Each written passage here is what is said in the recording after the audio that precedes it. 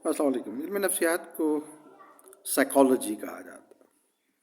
और जैसे कि दूसरे उलूम हैं, एंथ्रोपोलॉजी जैसे सकाफ़त का इल्म है, और फिज़िक्स जैसे कि मादी अशिया का इल्म है, और केमिस्ट्री जैसे कीमियाई जो मवाद है, अनासर हैं, उनका इल्म है। इस तरह नफ्सियात को आप कह सकते हैं कि ये नफ्सियाती जो मादा है उसका इल्म। अब जो बुनियादी जो इंग्रेडिएंट्स या अज्जा हम जिनका तज्जिया हम नफ्सियात में करते हैं, तो शुरू में कदीम ज़माने में ये समझा जाता था कि जो इंसान है उसकी ज़िंदगी की जो वजह है वो रूह है या स्पिरिट है, और रूह या स्पिरिट लोही है, यानी डिवाइन है, मिन जानब द क्रिएटर, द गॉड, अल्लाह, जो भी इसको हम नाम दे दें, उसकी तरफ से है। और उसी ने ज़िंदगी फूकी है इन रूहों के अंदर। सो इसके बारे में जो जानना है वो ऑब्वियसली मज़हब के बारे में जानना है, लेकिन जो कदीम यूनानी हैं उन्होंने इसको अलहदा से इल्म के तौर पे, और जैसे कि दीगर उलूम के बारे में उन्होंने डेवलपमेंट्स की और अपने नुक्ता नज़र पेश किए, तो उन्होंने इवन प्लेटो ने तो रूह की बहुत सी अक़साम भी बताई, जिसमें नबाताती रूह भी है, हैवानी रूह भी है, और इवन जमादात यानी पत्थरों के अंदर जो रूह है उसके बारे में भी उसने बात की। तो अगर आप किसी शख्स की सोच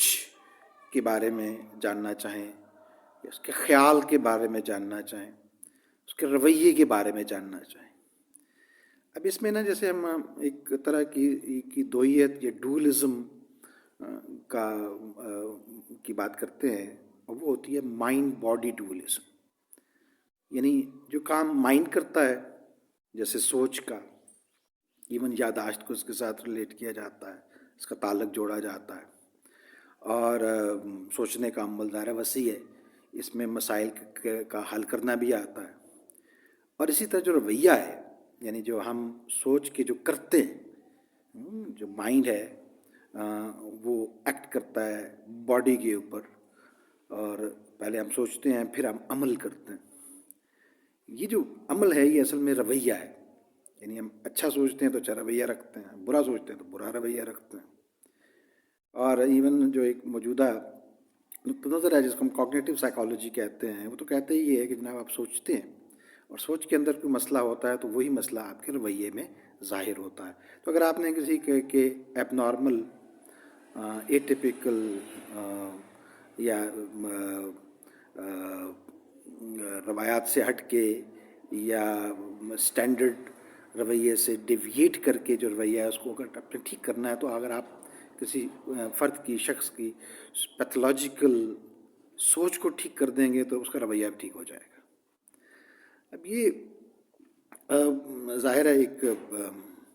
अमल के ज़रिए से होगा जिसको हम साइकोथेरेपी कहते हैं।